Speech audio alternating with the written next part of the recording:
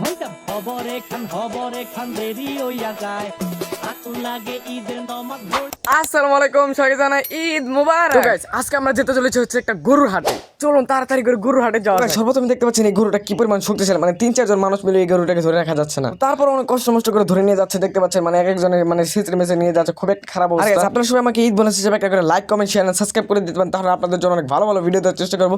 অবশ্যই বেল আইকনটা অন করে রাখবেন। আর আরেকটা কথা বলে রেখে ভালো, আমাদের এই বাড়ি থেকে কিন্তু হাটটা পাই বেশি দূর না, অল্প কিছুক্ষণের মধ্যে আমাদের হাটে যাওয়া যায়। এই যে দেখতে পাচ্ছেন আমরা রাস্তা দিয়ে হাটে গরুটা নিয়ে যাচ্ছিলাম, আর পাশে দেখতে পাচ্ছেন কত সুন্দর জায়গা। আমাদের এলাকার মধ্যে কিন্তু আমার এই জায়গাটা খুবই ভালো লাগে, দেখতে পাচ্ছেন কত সুন্দর সবুজে ঘেরা, মানে খুবই ভালো লাগে এই জায়গাটা, খুবই বাতাস, এই জায়গাটা খুবই ভালো লাগছে। তো গাইস দেখতে দেখতে কিন্তু আমরা পুরো মহাসড়ক করে গেছি, মানে মেইন রাস্তায় উঠে গেছি। কিন্তু গাইস মেইন রাস্তায় উঠতে যত বাজলো আমলাটা, দেখতে পাচ্ছেন গাইস ওই পাশে রাস্তাটা ফাঁকা, কিন্তু আমরা তাও জ্যামের রাস্তাতে ঢুকে গেছি। তার কারণে আমাদের অনেক বড় একটা ভুল হয়ে গেছে, তাই আমাদের অনেকক্ষণ জামে বসে থাকতে হয়। অনেকক্ষণ পর জাম ছাড়ার পর আমাদের প্রথম কাস্টমারটাকে পেয়ে যায়। তারা আমাদের গরুটার দাম করছিল, তারা বলছিল এই গরুটার দাম নাকি মাত্র 1,05,000 দেবে, কিন্তু এইভাবে কোনো সম্ভব না। 1,05,000 এই গরু কোনোভাবে দেওয়া যাবে না। আমরা এই গরুটাকে নিয়ে যাই বলিভদ্র হাটে। আর আপনাদের বলে রাখি, আমাদের এই হাটটার নাম হচ্ছে বলিভদ্র গরুর হাট, বিশাল বড় গরু ছাগলের হাট। তো গাইস চলুন আপনাদের হাটটা একটু ঘুরে দেখানো হোক। এই গাছটা হচ্ছে আমাদের গরুটা নিয়ে এখানে দাঁড়িয়ে পড়েছি। একটু পর আমরা যে জায়গায় মেন জায়গাটা আমাদের নিয়ে গরুটা রাখবো। গাইস আপনাদের গরুগুলো দেখানোর আগে আপনার একটা কষ্টের কাহিনী শেয়ার করি, যেটা হচ্ছে গাইস আমরা যে গরুটা নিয়ে আসছি গাইস, এই গরুটা হচ্ছে এত পাগলা, আমার জুতা মতো সব ছিঁড়ে ফেলেছি, মানে কেদার মধ্যে আমাদের ছিঁচড়ে টেসে নিয়ে এসেছি। আর গাইস আমি অনেক ইদানিং কমেন্ট পাচ্ছি যে আমার কথা নাকি অনেক জোরে হয়ে যায় আস্তে আস্তে কথা বলতে, মানে আস্তে আস্তে, মানে অনেক স্পিড নিয়ে কথা বলি।